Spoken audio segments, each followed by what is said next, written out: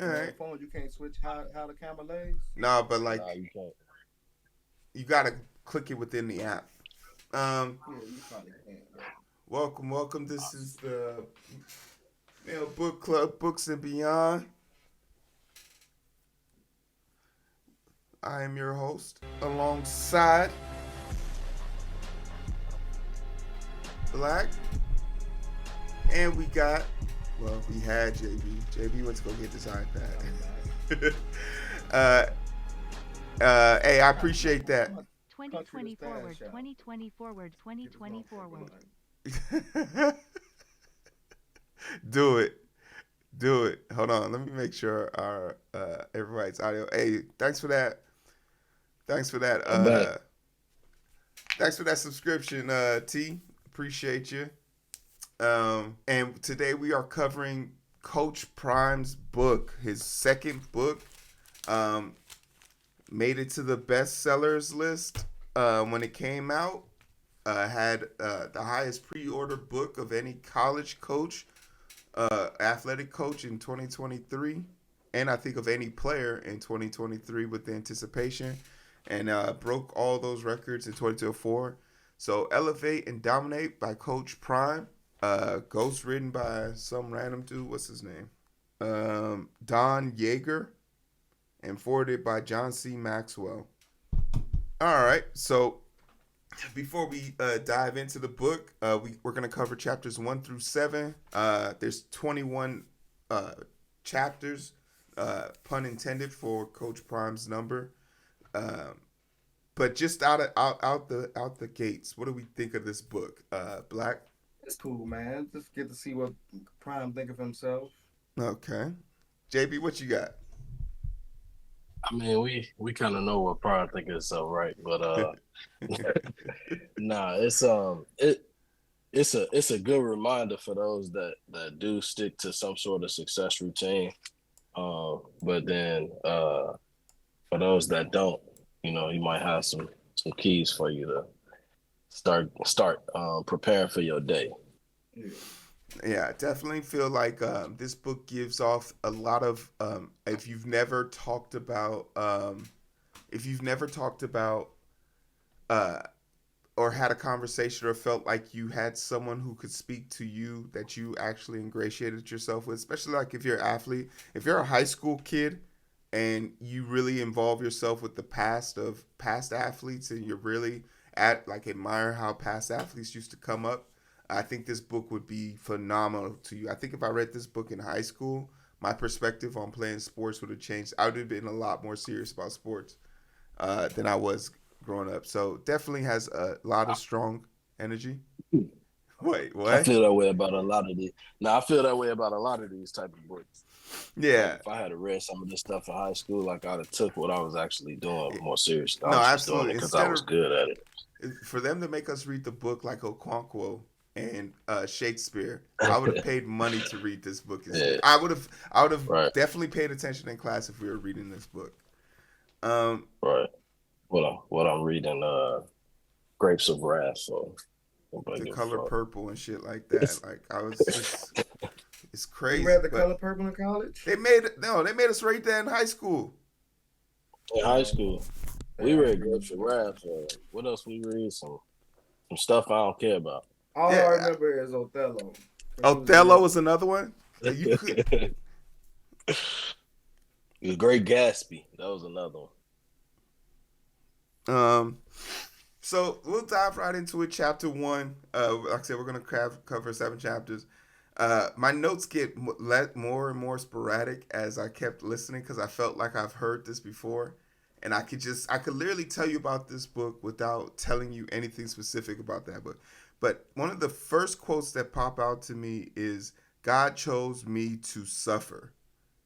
That was one of his opening line quotes in chapter 1, and I just put in parentheses, "Damn, God is a dick." Then, because like this is not how I envision people suffering. Like you're an NFL, MLB athlete who has their kid, like their health, their kids, and everything, but there's this propensity in him to immediately. This is a very preacher.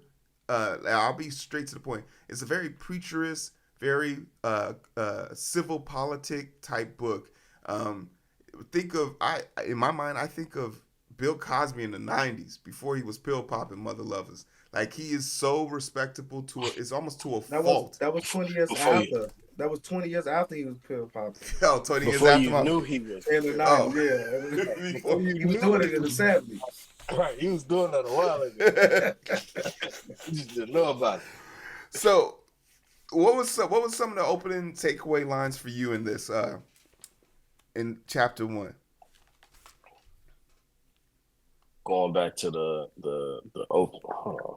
Yeah, that was Hold 2 months ago when we read chapter 1. No. Hold on.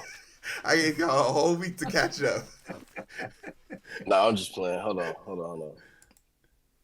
Oh yeah, even when you broke and keep moving, that's the one. You didn't say the name of the title. Oh yeah, That's all. even if you broke, I stopped writing them after chapter 4. So if you know them, say Look, them.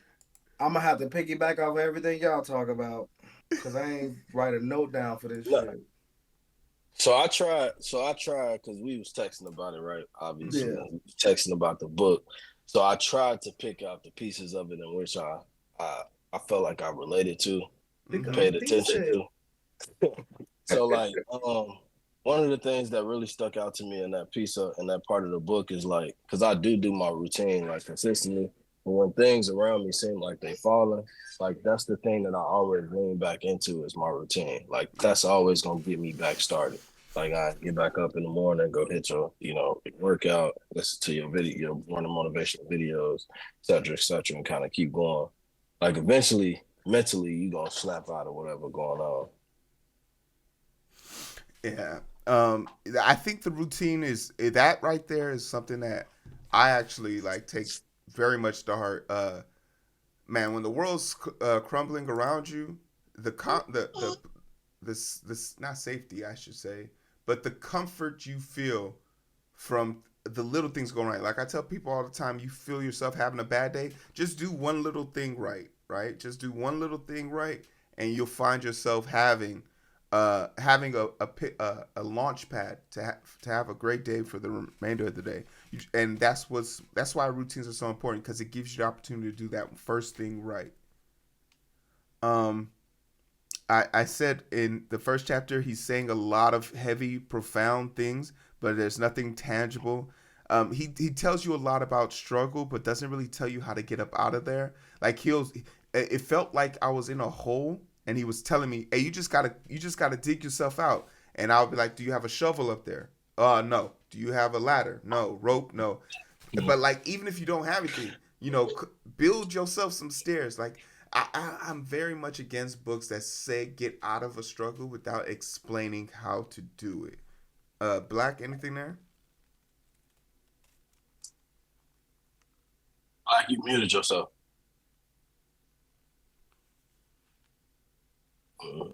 You can? Yeah. I can't hear him. Damn. I can't. Okay, There there you you go. go. You back. There you go. Okay. Yeah, I might have hit the mute button on the mic. I ain't know. But to explain how to get out of everybody's own struggles is hard to do. So you only can tell how you got out of yours or what steps you took. So And you can yeah, put steps to get out of the struggle, but you can't tell motherfucker because you don't know what their struggle is. They no, for might be sure. their own struggle. A lot of Mhm. people hold their own self back. One Nah, thing he did say, about getting out of a struggle is voicing that struggle to somebody that you feel like can relate to whatever you're going through and being honest, because people do want to help. You just got to be honest. I think most people just kind of in their way for that too. Yeah. But a lot of times, shit, who you gonna voice it to? Everybody, like, motherfucker, be in the same struggle with you. yeah, How but they I gonna mean, tell you to get out I some think shit it's cool to talk that they about your can't get struggle out with of? people. Yeah, to a therapist. Yeah, that too.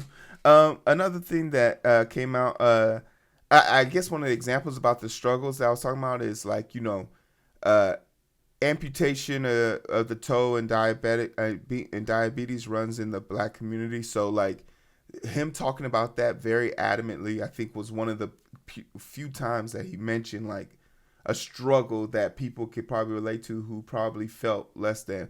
But then I said, he's still Deion Sanders, and I think he could beat most healthy people in a foot race. without his toes. Like he's an immaculate person. He's like he's not a He trying to normal take person. his foot away. Come on, man. Let him sit down. um.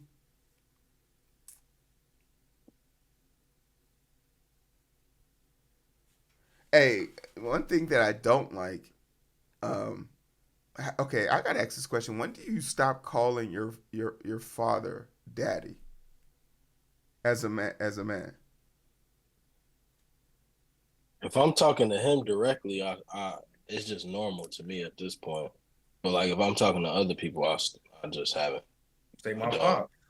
Yeah, my pops. But if I'm talking to him directly, that's what I call him. Okay, and I Well, see. we don't even say daddy like that though. We be like daddy. Yeah, did it. Yeah, we say Yeah, did it. So it's no, like but not like I even a just thing. so and maybe it's I just can't weird. type it out. Like Yeah.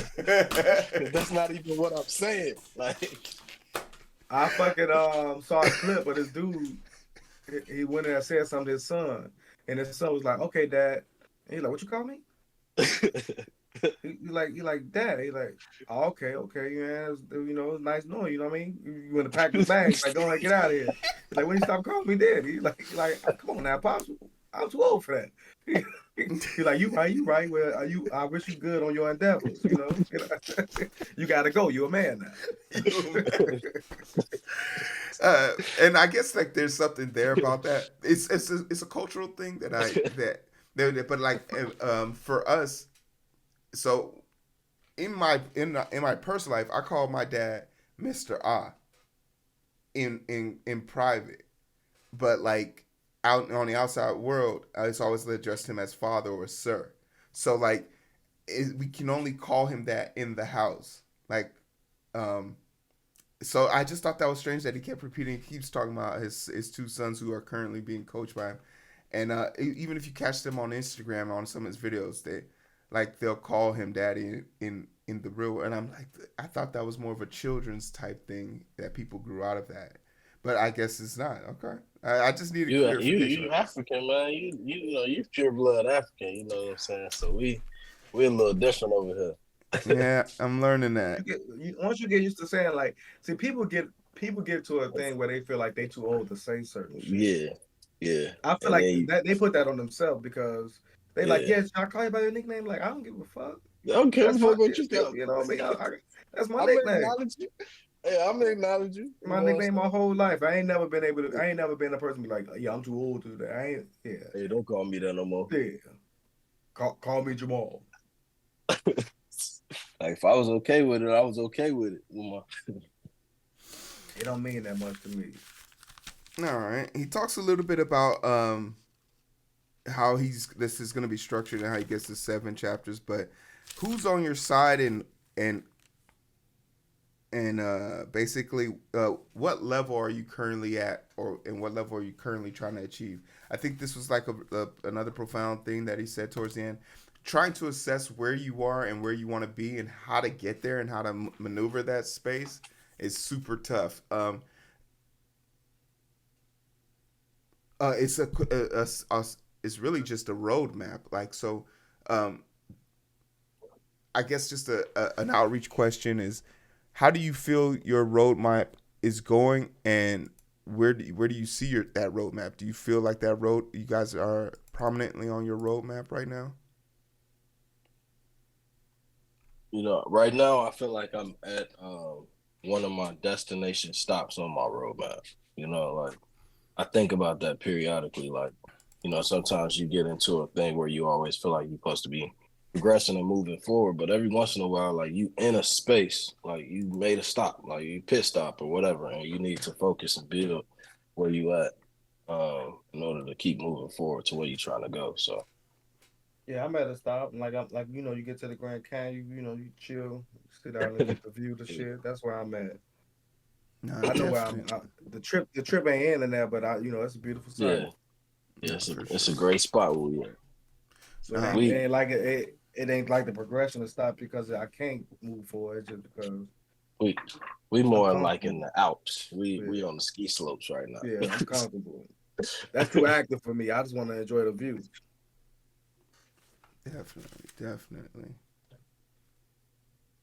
How about yourself, hero? For me, I think a lot of where I am is like I'm in that part where I'm trying to remember why the fuck I even decided to go on this trip. I'm prepared. I have everything I need, but I'm looking around and I'm like, why am I here? I don't have to do this. Like, and I think the thing that makes it resonate with me is just that like you have to remember what you told yourself, what you said when you was confident. I think a lot of what people do is when they lose that confidence or things don't go to plan, they're like, "All right, I failed." But then you're gonna be like, "Well, no, you didn't fail. Like you just haven't learned the lesson that this is trying to teach you." And I think it's crazy. I think it's crazy when you when you have to look back at some of the notes you wrote. I'm really profound about. I think everybody should write down notes about what they're trying to do and think. Go back and read how like confident you were and realize like, yo, this is the reason why I'm doing this right now. Like even to see my notes back then saying, nah, you gonna experience like 2 to 3 months where something's not gonna go right. Don't be no hoe. Keep going forward. So I think like I'm in the struggle part, and this is where you build character. This is where your Yeah, I know what it consistency, is, hero. huh? You need to go ahead and get married and have a kid. I mean, why don't you take your own advice? My kid's upstairs. Yo, kid upstairs. Black said, I only need one kid to get through the Yeah. run. See, I'm on number 3. I'm I like, got a damn, is dog that too too though. many? Yeah, I got a dog. No, I'm you just got greedy. You found your Yeah, answer, and you just kept answering the same yeah, question. yeah. yeah. You ain't even got Kept a pushing the lizard. button. This nigga he ain't got a lizard. He living he just all for Hey, I self. got two. I So got two plants. I got two plants. Hold on. Be respectful. Be respectful. he got What's up, man? cactus. He got some cacti. That cactus didn't make it through the winter, man. All right, chapter 2. That's unfortunate. That's unfortunate. Yeah, we only on chapter 2. That's how I was feeling when I was listening to the book. Yeah. I was like, God damn, this really the first 3 chapters, he was talking. Um, I'm feeling like Obama. I had to turn up the speed on this one. I went to 1.5. I Like did. I turned up Yeah, the I turned speed. mine up. Man, we on Obama shit. We was on like 0.4. We was on like Point four. after that shit turned up to the back was Obama was talking like the cartoon cats. That nigga, yeah. All right, I put How another. did he put that in his book? I put another thing in here saying once again he said a lot of great stuff, but nothing tangible, nothing I could take, um, nothing I could take with me. Setting daily goals, making sure you eat breakfast in the morning. I don't know who this is for. Like this It's this for test takers in high school and college. no for sure. Um, Hey, like y'all make a good point though. Like these are good books for high schoolers. Yeah. High yeah, schoolers just absolutely. don't read them. You Yeah, know what I'm saying? Like this should you don't absolutely. read them till you don't read them till you like 25. Like God damn, like I almost got this figured out now. Yeah. And the crazy, like, it's also good for people who starting over. If you start, Starting Yeah, over. not even starting over, but just starting something. yeah. If you're starting Sorry. something, Yeah, a lot like we talked about this a long time ago. A lot of people ain't even started shit, but they be talking about they gonna start over. You ain't started shit yet. they talk about people like them Yeah. too. They ain't Yeah, going nowhere. You know them. You know them type of people. yeah.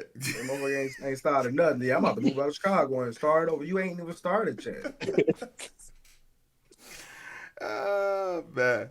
Motherfucker be on the first step for fucking 20 years, then they be like, fuck it, I'm gonna go ahead and do something else. You ain't even did that. You probably Like how should long? do How something. long? You Yeah, probably how long You should you probably just should do be something. receiving help? You know what I mean? You probably should do else. 'Cause what something. you was doing wasn't doing nothing. That's hilarious. Um, so chapter 3, I can push the chapter. I think the quote was belief versus believer, which I found that to be like really dumb, but okay. Chapter 3, uh, be be where your feet are. This one I think is very important. Be where your feet That's a are. saying at work that I fucking hate. Be with your Why? feet up. Where else could you be? But mentally, they talk about Mentally, mentally. Black You don't. know, And that's the you know, problem. And that's the problem. I never want to be mentally where my feet are. Like that's not like I'm in a shoe or like I'm on the ground. Like he wants you to be like straight to the ground. Nah, man, I'm cool. Nah, he talking about stuff like this. Yeah, I'm at home, exactly, exactly. coming in, I'll be like, come on, man. You gotta This be is where what he your feet talking about. are. Be where your feet Daddy's are. girl. That they get over that as soon as they get a little bit older, they want to be mommy's girls for a couple years. Somehow they done figured out how to do both. Yeah. They ain't going nowhere. The thing that Black, I get where you're coming from on this, but I think, like, once again, to a young mind, imagine sitting in class, you're trying to be proactive, you're trying to be productive. Yeah. You're in this Yeah, because it's boring different, class. because their mind is so far ahead of their self. So, but from us, it's not like that. For adults, I think, Black, Yeah. to your point, I think you have to be able to multitask. If you're sitting at work Yeah. and you're not thinking about, okay, I got to do this, this is the next lineup, this is the next thing, you quickly find yourself falling prey to, like, backlog. Well, then we have another book that told us to worry about your next step. What was that? One of the last books we had. One of the last books we He read. said, Yeah, worry no. about your next step. You were like, a lot of people worry about their destination. That's what be Yeah. going on with them young kids. They worry about where they're going instead of how they're going to get there. So I understand be where your feet are, but for me, I just can't stand hearing it. So nigga at work that said everything. Oh, and I wrote this in black ink. I normally write in red. I wrote it in black ink. That's why when he said this line, I just knew I was over this book. He said, You were about to throw the book out the window. he said, plan. Found another pen. Where's my?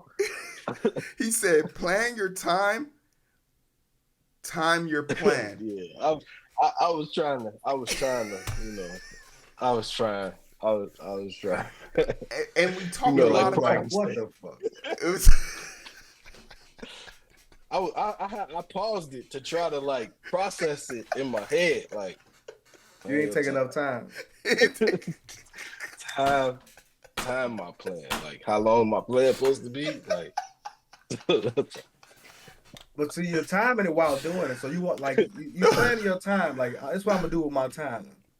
But while you're doing it, you're gonna time your plan because you want to see if you're doing it in the amount of time that you have planned. this ain't a 40-yard dash, man. And it's a updated version of the phrase, you know, what and he actually said the original saying about, like, basically make your plan or plan to fail. It's his turn on that. But also, what was wrong with that one? What was wrong with the original verse? You know, I just feel what is it? Plan. What is it? It says what he said or the original verse. The original is plan to fail or fail to plan. Make a plan or plan to fail. Yeah, if you fail to plan, you plan to fail. That's what it is. Yeah. And we always fuck with my supervisor because of that. He was like, because he always say he got a plan at work. I mean, it should never go that way. That shit ain't true because no shit ever go the way a plan go. Plans fail all the time. It depends on how you plan it. No, definitely. We're not plans like, do we go have. well. So we got what we do at the job. We got to work plan sheets. So you gotta say what you're gonna do, and then you gotta take your time out to point out everything that can go wrong, and what you would do if that shit goes wrong. Yep. And there's a fucking. It's like, I think 19 or 20 scenarios that you got to go through. Like, if it's too hot, if it's too cold, and there's a whole bunch of shit on there. Electrical. So if you actually plan through the whole work plan, because it's gonna take you an hour at least to do the work plan before you even start the job. Even if the job 10 minutes, you're gonna have to take an hour out to do all that shit. So by the time you do it, you go through it the right way. At the job, they be getting on their work plans. I'm finna go to my office tomorrow. I'm finna tell my team, time your plan your time. Yeah. And if one of them quits on the spot, I don't want to hear nothing. One of them quits on the spot, like, what you just say? No, just randomly every day, just pop out a quote for them, and then don't explain it. Be like Shannon Sharp. Oh my Just goodness. and then just quote some shit to him and then walk off like he just dropped the bomb. By the time That's it's time to play health insurance, it's too late. all right. Another thing he brings up, he talks Getting about life Jim. insurance after you die ain't really for you. You know what I mean? And walk out. Oh man. Another thing he brings up Jim Carrey and the $10 million paycheck story, and I just want to talk about how unrealistic that idea is.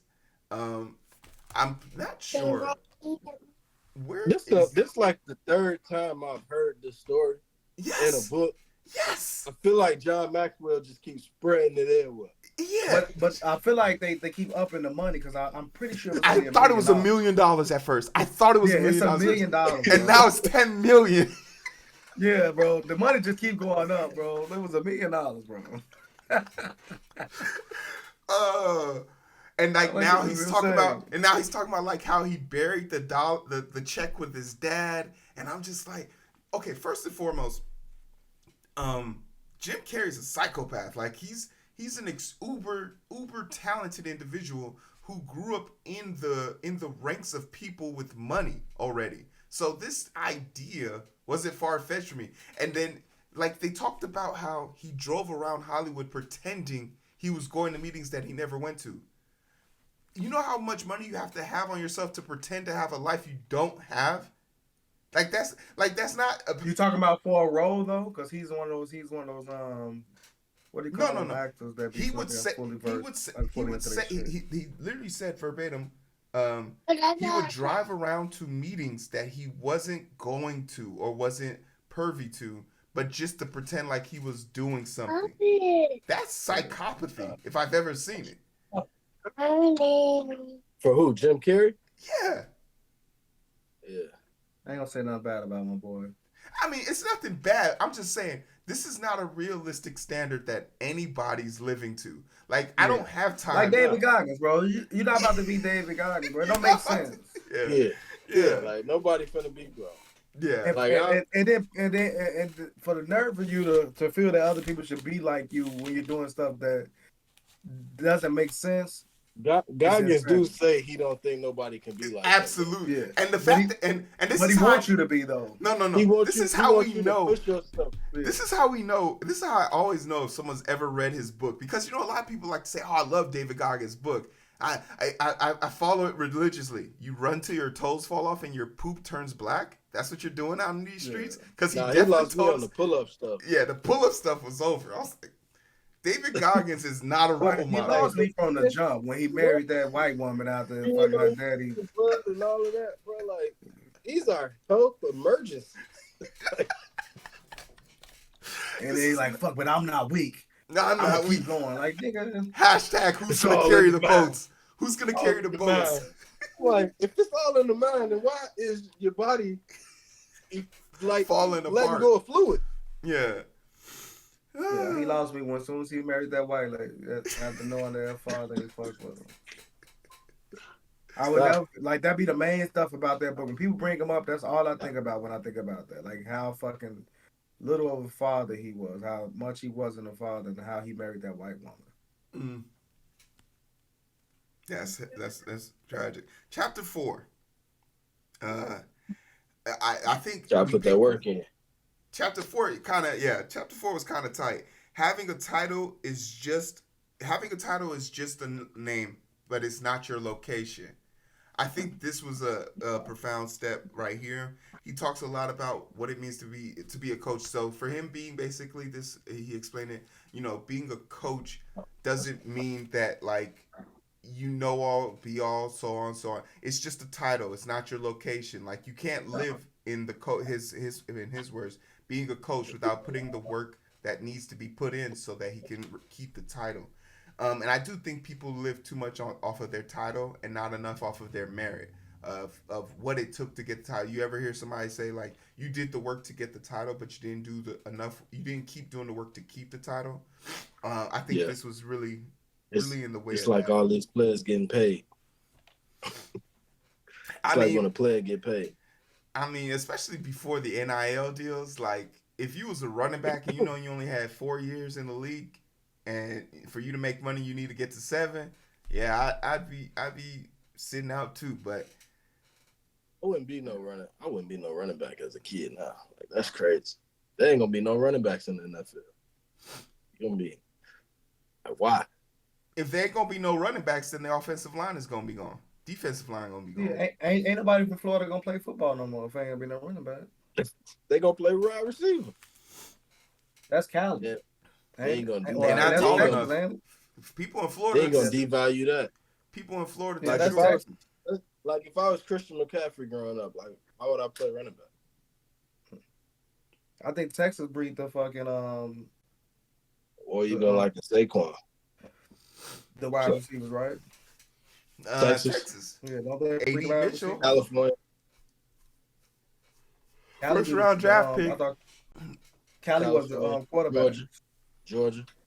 Yeah, Cali the quarterback. Georgia man. really do be making running backs. I think the Georgia making everything. Yeah, Georgia makes everything.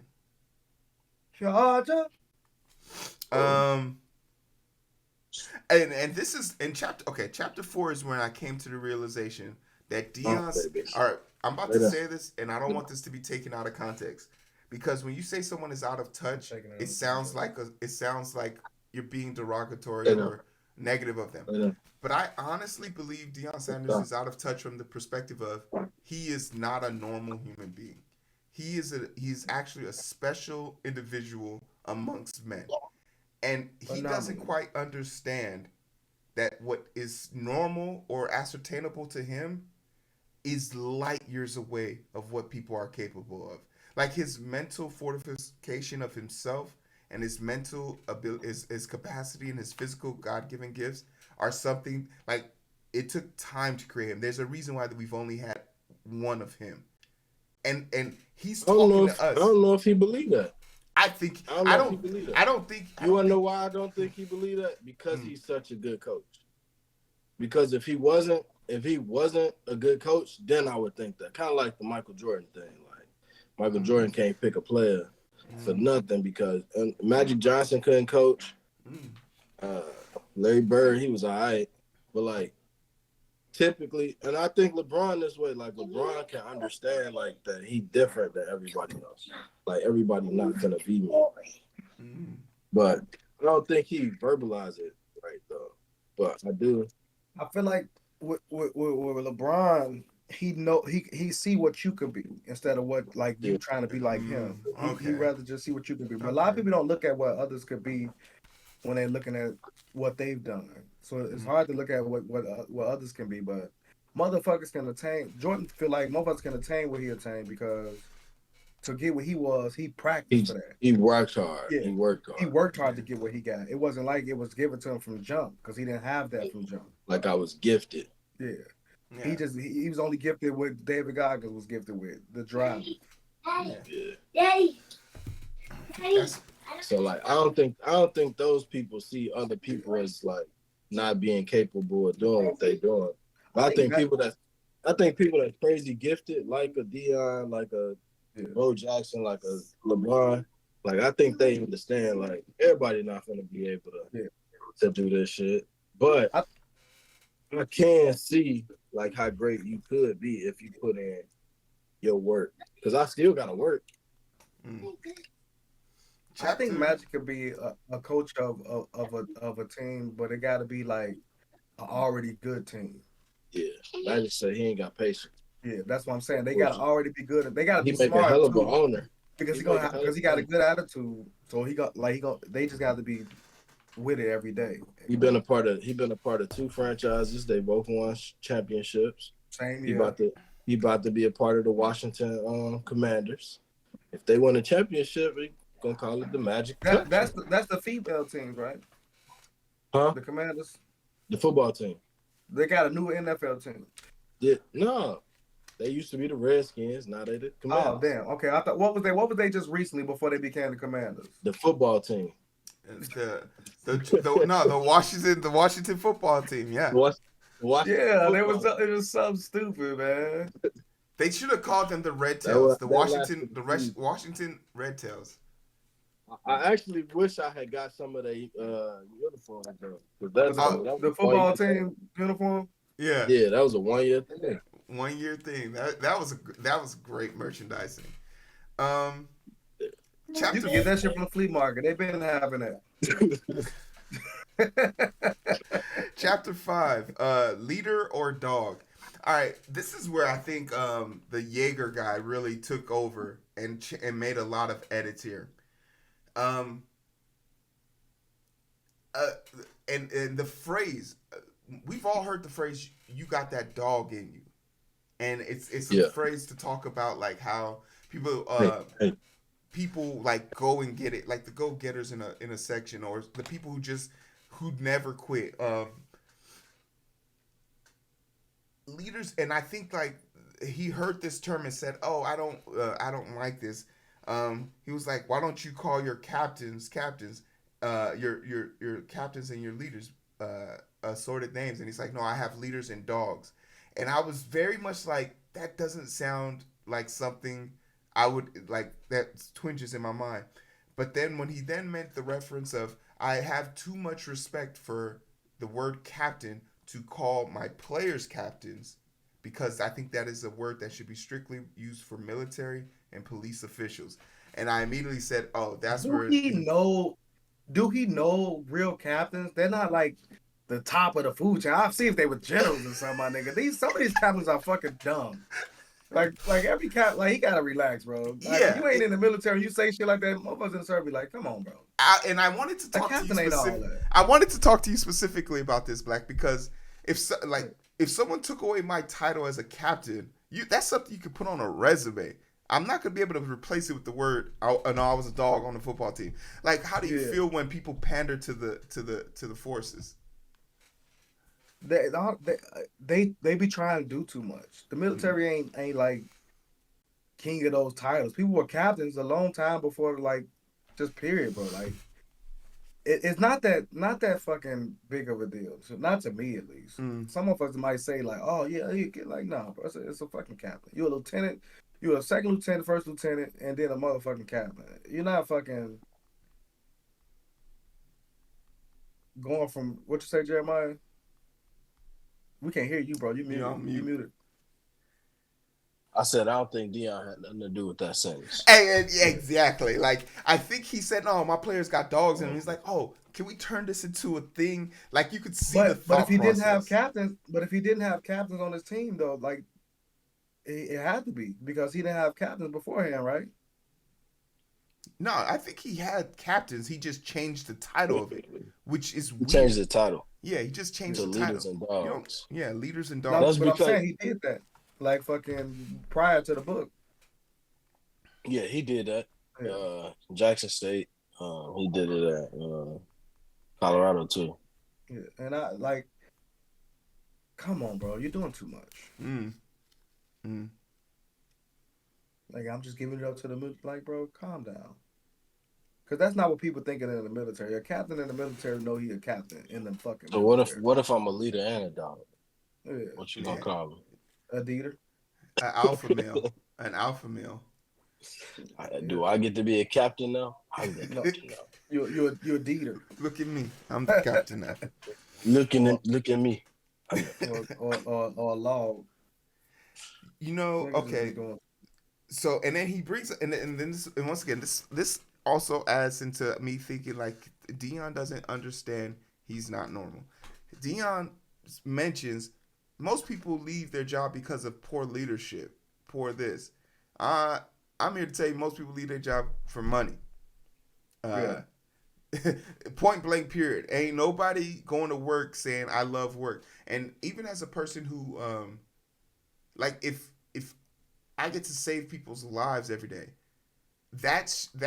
like the bureaucracy I have to deal with is makes me cringe every morning I wake up. So like once again, Dion has always had the luxury of being Dion. Dion, your job is being Coach Prime, which is your persona you created. It's the person you get to be. It's like asking Bruce Wayne, who does he want to be, Batman or Bruce Wayne? He's always gonna pick Batman. Bruce Wayne is his persona. He'll pick Bruce if his daddy was alive. Yeah, I guess you're right. There's some comic books where his dad is his parents are alive and he does choose to be Bruce. But when he chooses to be Batman in those series, he actually kills people, which is crazy. Um. Okay. I Also, like the red Batman. He Talk about probably that's because he don't kill people because he don't kill people because his parents was killed.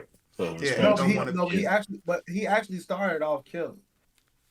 Then he changed it. Yeah, they Cause changed remember, it. yeah, And he yeah, was killing motherfuckers. Then he went to not killing.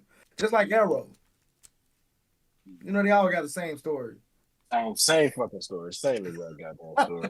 And the It's crazy the part about Arrow is that them niggas got this like they trained by the same people and everything. same people. Same goddamn story. Both rich niggas that ain't got nothing to do with only fucking difference is fight crime. one is blonde, one is black haired. That's That's the literally the only only difference. difference. They fuck the same girl and everything. The crazy part is I like Arrow more than Batman. Oh, I for know sure. Batman. I was always a Smallville type of guy. I fucking stopped fucking with Smallville because he didn't progress. Like because they didn't let him become Superman. I was like, what the fuck? Yeah, but I think they did the That's best they why I could. never got into it because I Yeah, heard about that. Yeah. But it I'm was trying to- stupid that they would try to hold that against. They could have just got a little money from him or something, bro. Do something to let the shit go. Has Superman shit ever been done right though? Yes. I think What? Man of Steel, the first movie by Zack Snyder, was probably the best rendition of him. That was the realest I think we could have asked for. But like Zack Snyder's a psychopath who doesn't understand like character death. Superman had 23 lines in his own movie. Like Superman's supposed to be a beacon of hope. Why was he the saddest person in the movie? Like Batman vs Superman. Like what was good about that? The part two, the fucking Justice League, when they brought him back to life. And he whooped everybody else. That was the best part of the movie. Everything else about the first one and the second one was trash. But when Superman was whooping their ass, that was the best part of the movie. Yeah. When he just came back and was fucking them up. Because ain't no way That's in the hell. only believable part. Yeah.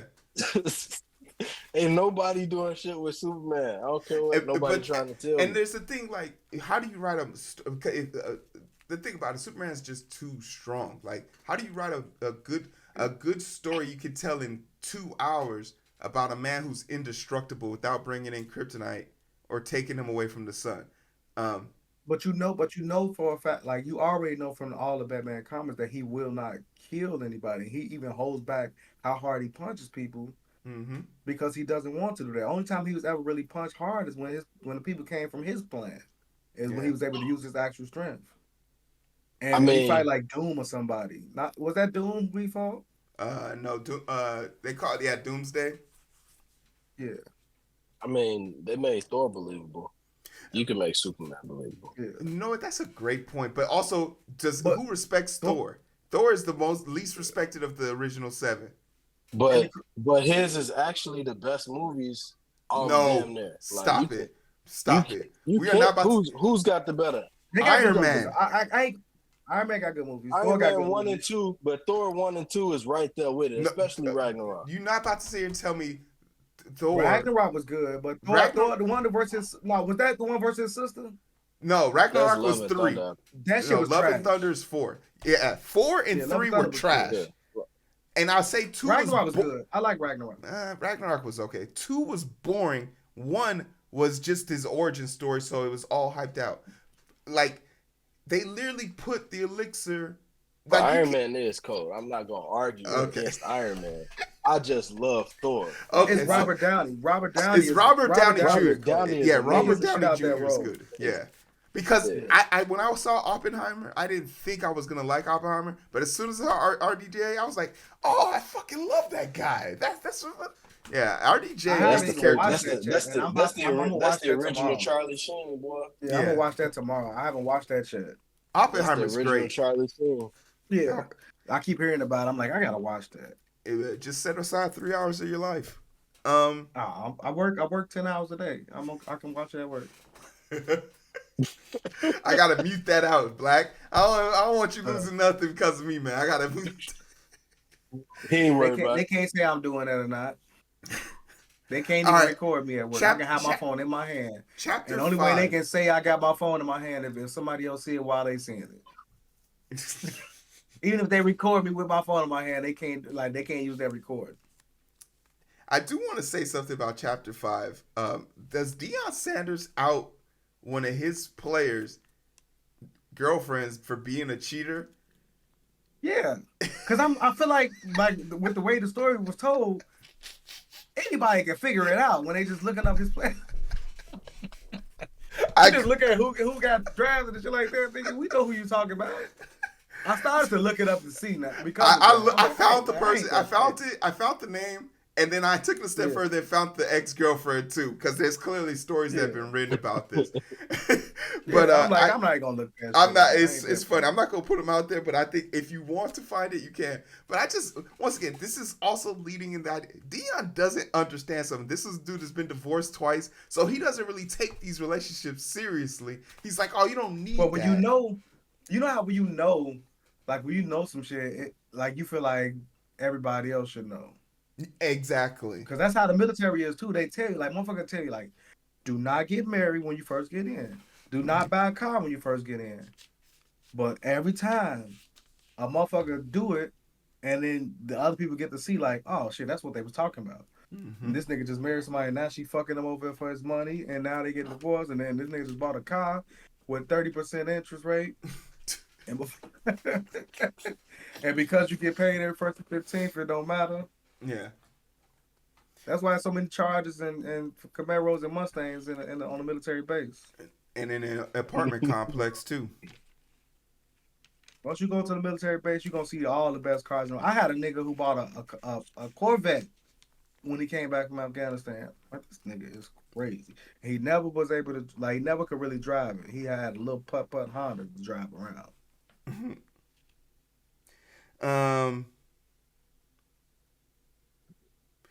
He My talks boy about, came back from Afghanistan, bought a Mustang, and totaled it.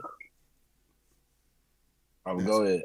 That's crazy. He talks about being clear and decisive, and we're 5 chapters in, and I'm still not sure what the overarching message is, but the pointed messages of each one. I hear his bullet points at the end of each one, but once again, this kind of just washed over me. Chapter 6, wants, work, and win.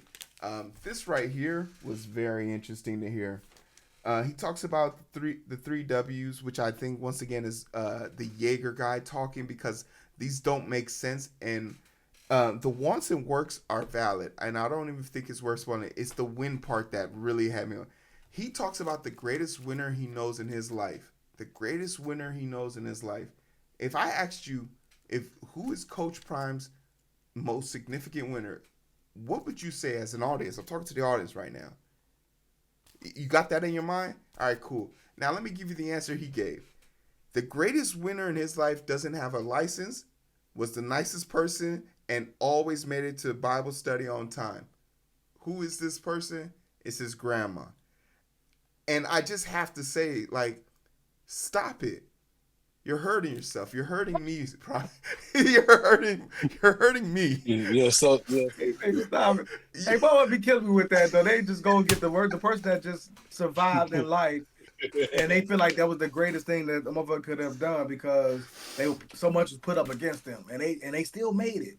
They still but they were like, it wasn't like they made it gracefully. They were struggling the whole time. Like, come on, man. They didn't even give you the answer. After you they'd be like, nah, I was just working. I was just doing what I had to do. Oh man, when he said his grandma, I promise you, I was driving, and I hit the steering wheel. I was so upset. You gonna call her the toughest person, the most resilient. Yeah, you can call her all of that. But the biggest winner. I was just, and maybe so, because and then he does the thing where he talks about his poor upbringing, how his grandmother was person, which is something that 50 Cent did. But this is the parallel I wanted to take from these two books. We read a book about 50 Cent and how he talked about his grandmother, and how we read about Deion Sanders. Doesn't it feel like Deion Sanders, for this to be the first time mentioning the strongest, toughest person he knows, 6 chapters into his own book, from the get-go, we were ingratiated with how 50 Cent's grandmother impacted his life, which makes it believable. In this context, I don't believe Dion because it's the first time he's brought her up in a serious capacity in his own book. So it just feels cheap. It doesn't feel real. Am I wrong here? But like after reading 50's book and hearing how he talked about his grandma, that sounds believable to me. Yeah, but you hear about 50, but I'm not sure how much he speaks on his grandmother. But like you could say anything other than winner. Like she didn't have to just call her out like a flat out winner. Mm. Like, but everything like you can say how I strong think she is, how I great think she he is. was Like looking for. I think he was looking for somewhere to put her in the book. yeah, And and, this seemed like almost a yeah, fit. Like yeah. Which he had to probably damn near one up Shannon Sharp the way he talked about his grandmother and grandfather. Because they homies, so he's like, I gotta mention my grandmama, but I gotta amp it up. Yeah. Because I'm not like my grandmama was a shit. I ain't gonna be like she was the greatest at fucking winning when she wasn't a competitor of nothing really. You just living life. You're like, what are you competing with? somebody got a one up Shannon Sharp. Yeah. My Shannon Sharp, grandma. like Shannon Sharp's story gonna be real. Because that nigga was pissing outside. He had to use the bathroom outside The the house. outhouse. Yeah. The outhouse. So I feel like his story gonna be like, man, I'm And I be gonna seeing get out those that book. houses in Georgia too. I was like, damn, that look like Shannon Sharp house he be talking about. Like they were living tough, having to leave the house to use the bathroom. You gotta make sure. That's why you watch Big Bang Theory. Yeah. You gotta have a bathroom schedule like Sheldon to live in a house like that. Yeah. Because you can't eat nothing real late and have to use the bathroom at night and go out there with that in the forest. Let me go do it. Finding your. All right. So in chapter 7, I wrote at the top. I'm going to ask the guys: do we have to finish this book, or can we read a money book? That's why I said, like, that's why I told you, like, we go ahead and pick another book this week, so we go through, and we could just mention this book throughout. Yeah, I read it on my own. Yeah, I'll read this book. Mention this book throughout. Yeah. There's a financial book in here. Oh, let me see if you guys have ever read this book. The 7 Habits of The Psychology of Money by Morgan Housel. No, I ain't never read that one. I did read the 7 Habits though. I read the 7 ones when I did my leadership training. But the Psychology of Money. What y'all think of that? Damn, Jeezy got a book. Jeezy got a book. I'm starting to get the idea that all their books sound the same. It's all forwarded back. Oh, for the most part, yeah. Like for the most part, niggas' books gonna sound alike. Like you read a nigga from Georgia book, another nigga from Georgia book gonna sound the same. You read a nigga from Chicago book, if he ain't from the West Side and the other nigga from the South Side, they book gonna sound the same. Like I'm reading Lucky Me by while I read it, Rich Paul. I'm like, God damn, why about this shit? I'm not reading. I'm gonna read the book about like Prime or like LeBron, but I'm not gonna read the book about Prime's son or LeBron's best friend. Unless Shiloh got money though, unless Shiloh becomes like a president, lucky, you know what I'm saying? And what does it tell you? His best friend LeBron fucking plugged him. No, I was just trying to figure out how he ended up in that situation, like to meet LeBron, to where LeBron was like, "Hey, you gonna be my guy," because they didn't grow up together. He met him in high school, didn't he? Nah, he met him in the airport. Oh damn! He met him in the airport, like he was going through the airport. But we just talked about how LeBron has the capacity to see people's potential.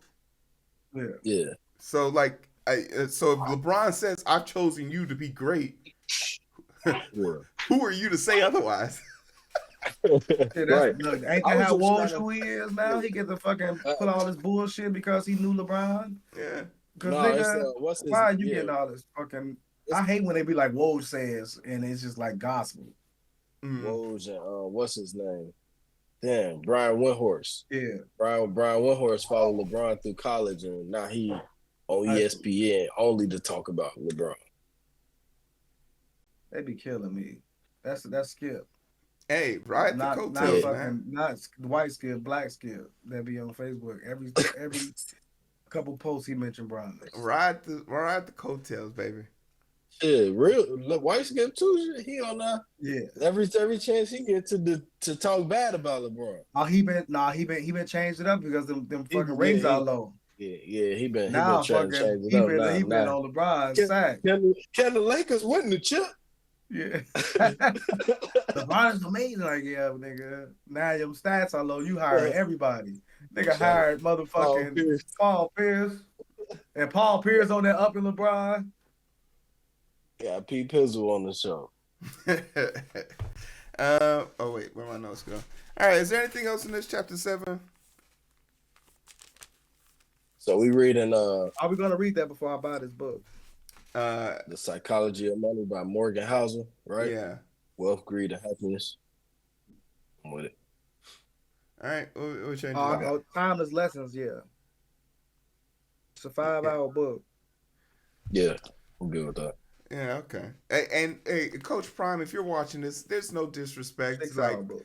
You know, we think your book is actually It's just not a book club book. It's not a book club book. It's not a book club book. It's an individual book. And if you're watching this, you're like, damn, should I buy the book? We're 7 chapters in. If we haven't said anything that made you say, damn, that is a gem, you probably not go find. You probably know this. I think a lot of people. If you're over 30, you only for buy you. it because you love them. Exactly. Yeah. Okay. Yes. I will say this: if you like Coach Prime, buy the book. If you're a fan of Coach Prime and all the things he does, buy the book.